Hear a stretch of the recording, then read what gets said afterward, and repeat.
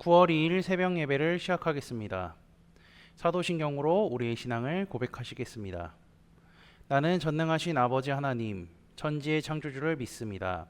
나는 그의 유일하신 아들, 우리 주 예수 그리스도를 믿습니다. 그는 성령으로 잉태되어 동정녀 마리아에게서 나시고 본디오 빌라도에게 고난을 받아 십자가에 못 박혀 죽으시고 장사된 지 사흘 만에 죽은 자 가운데서 다시 살아나셨으며 하늘에 오르시어 전능하신 아버지 하나님 우편에 앉아 계시다가 거기로부터 살아있는 자와 죽은 자를 심판하러 오십니다. 나는 성령을 믿으며 거룩한 공교회와 성도의 교제와 죄를 용서받는 것과 몸의 부활과 영생을 믿습니다. 아멘. 다 함께 찬송가 206장 찬양하시겠습니다.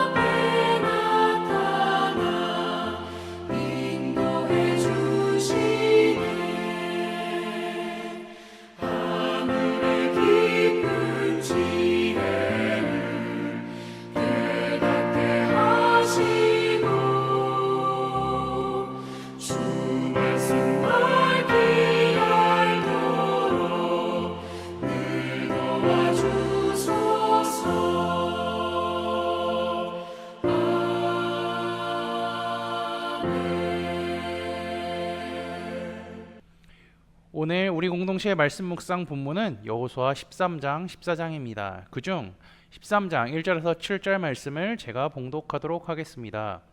여호수아가 나이가 많아 늙음에 여호와께서 그에게 이르시되 너는 나이가 많아 늙었고 얻을 땅이 매우 많이 남아 있도다. 이 남은 땅은 이러하니 블레셋 사람의 모든 지역과 구슬 족속의 모든 지역 곧 애굽 앞 시올 시내에서부터 가나안 사람에게 속한 북쪽 에그론 경계까지와 블레셋 사람의 다섯 통치자들의 땅 곧 가사 족속과 아스돗 족속과 아스글론 족속과 가드 족속과 에그론 족속과 또 남쪽 아위 족속의 땅과 또 가나안 족속의 모든 땅과 시돈 사람에게 속한 무라와 아모리 족속의 경계 아벡까지와 또 그발 족속의 땅과 해 뜨는 곳에 온 레바논 곧 헤르몬산 아래 바앗갓에서부터 하맛에 들어가는 곳까지와 또 레바논에서부터 미스르보마임까지 산지의 모든 주민 곧 시돈 사람의 땅이라. 내가 그들을 이스라엘 자손 앞에서 쫓아내리니 너는 내가 명령한 대로 그 땅을 이스라엘에게 분배하여 기업이 되게 하되 너는 이 땅을 아홉 지파 므낫세 반지파에게 나누어 기업이 되게 하라 하셨더라. 아멘. 무더운 8월이 지나갔고요. 이제 9월이 왔습니다. 무더운 여름 속에서도 우리를 무사히 보내게 하신 하나님께 감사하며 9월 한 달도 하나님의 은혜로 사는 믿음의 형제자매님이 되시기를 주님의 이름으로 축복합니다. 여호수아와 이스라엘 백성들은요, 가나안 정복 전쟁을 계속했습니다. 그 가운데 죄를 짓고 실수할 때도 있었지만 그때마다 죄를 고백하고 하나님의 말씀에 순종하여 순조롭게 땅을 정복했죠. 여호수아가 정복한 지역과 왕들은요, 12장 7절에서 24절에 잘 기록되어 있습니다. 시간이 지남에 따라 여호수아는 나이가 많아서 늙게 되었죠. 여호수아는 자신이 늙어 힘이 사라질 때까지 하나님께서 주신 사명을 완수하려고 노력했습니다. 그리고 최선을 다해 수행했죠. 어떠한 상황 속에서도 그의 중심은요, 하나님께 향하고 있었기 때문에 하나님도 그것을 잘 아시고 그의 삶 가운데 함께 하셨습니다. 이제 하나님은 그에게 이렇게 말씀하십니다. 너는 나이가 많아 늙었고 얻을 땅이 매우 많이 남아 있도다. 그러면서 2절에서 6절 전반절까지의 내용에 하나님께서 주셨지만 아직 정복하지 못한 땅에 대해 알려주고 계시죠. 하나님께서 이스라엘에게 주시고 한 땅은요, 여호수아가 정복하고 점령했던 땅보다 훨씬 더 넓고 많았습니다. 그 땅을 점령하기 위해서는 어떻게 해야 되죠? 계속해서 전쟁을 해야 합니다. 그러나 여호수아는 나이가 많아서 늙었죠. 전쟁을 하는 것도 중요하지만 땅 분배하는 것도 그거 못지않게 중요합니다. 왜냐하면요, 분배 과정에서 불만이 나올 수 있고요. 그것 때문에 내부 분열이 일어나서 아직 남아있는 가나안 원주민들에게 공격을 받을 수 있기 때문이죠. 그래서 땅 분배는요, 하나님의 종이라 일컬음을 받는 여호수아를 통하여서 해야지 다른 사람은 할 수 없습니다. 그래서 하나님은 이렇게 말씀하시죠. 내가 그들을 이스라엘 자손 앞에서 쫓아내리니 너는 내가 명령한 대로 그 땅을 이스라엘에게 분배하여 기업이 되게 하되. 여호수아는 땅을 분배하라는 새로운 사명을 받습니다. 그리고 앞으로 남은 정복은 하나님께서 하시겠다고 말씀하시죠. 이스라엘 백성은 여호수아 말에 복종하고요, 그가 할당하는 땅을 받아야 합니다. 하나님께서는 이스라엘에게 주시고자 하시겠다고 한 땅을 온전히 주시기 위해 스스로 남은 땅을 점령해야 하겠다고 말씀하시죠. 이는 하나님께서 이스라엘의 지도자인 여호수아가 죽어도 하나님 자신은 하나님의 일을 하신다는 것을 의미합니다. 그리고 또 이것은요, 이스라엘 백성들에게 전하는 메시지와 같죠. 너희는 여호수아가 죽어도 땅 정복하는 것을 멈추지 말아야 한다. 그리고 7절에서는 하나님께서 여호수아에게 이 땅을요, 9지파와 므낫세 반지파에게 나누어 주어 기업이 되게 하려고 말씀하시죠. 여기서 9지파와 므낫세 반지파만 언급하신 것은요, 요단 동편 땅은 이미 모세 시대 때에 분배가 되었기 때문이죠. 루벤, 갓, 므낫세 반지파, 이 사람들은요, 요단 동편의 기업을 받았습니다. 그들은 땅이 있었기에 요단강을 건널 필요가 없었지만 여호수아의 명령에 순종해 나머지 9개 그리고 반지파보다 앞장서서 요단강을 건널 때 앞장서고요, 전쟁에 앞장섰죠.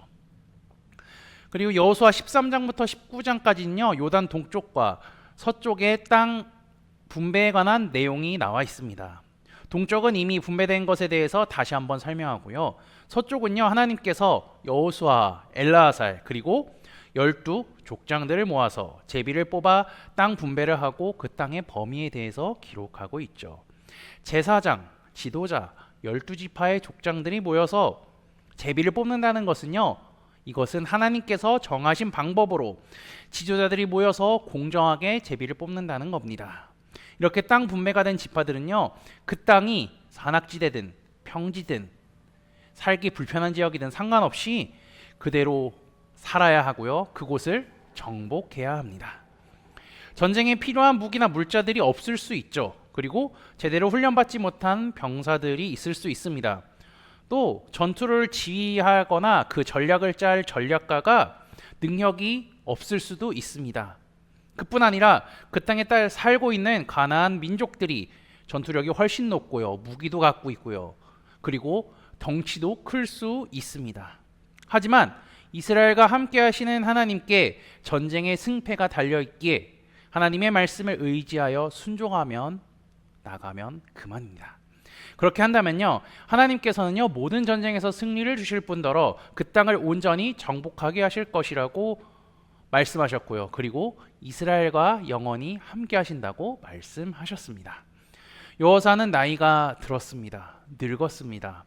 가나안 땅에 들어온 이스라엘 백성들을 승리로 이끌던 지도자가 이제 더 이상 앞장설 수가 없습니다.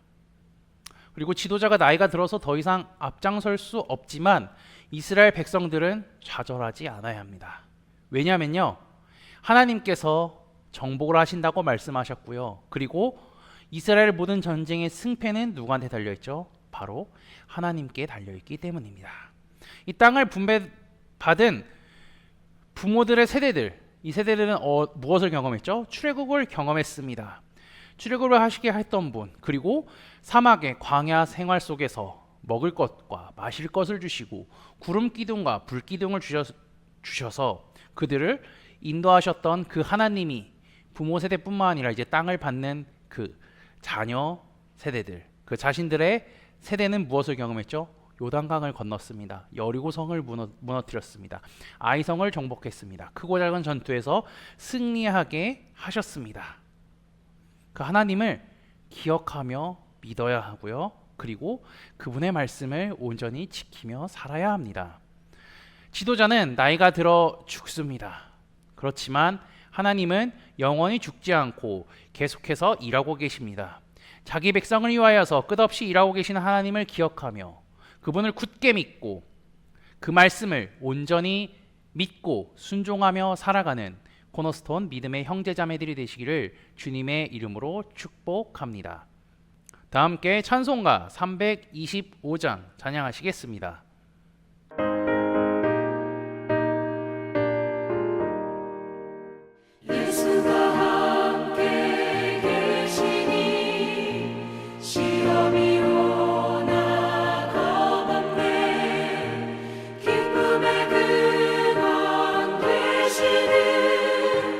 예수를 위해 삽시다. 날마다 주를 섬기며 언제나 주를 기리고 그 사랑 안에 살면서 딴 길로 가지 맙시다. 이 세상 사는 동안에 주 이름 전파하면서 무한한 복락 주시는 예수를 위해 삽시다. 날마다 주를 섬기며 언제나 주를 기리고 그 사랑 안에 살면서 딴 길로 가지 맙시다. 이 세상 친구 없어도 예수는 나의 친구니 불의한 일을 버리고 예수를 위해 삽시다. 날마다 주를 섬기며 언제나 주를 기리고 그 사랑 안에 살면서 딴 길로 가지 맙시다. 주께서 심판하실 때 잘했다 칭찬하리니 이러한 상급 받도록 예수를 위해 삽시다.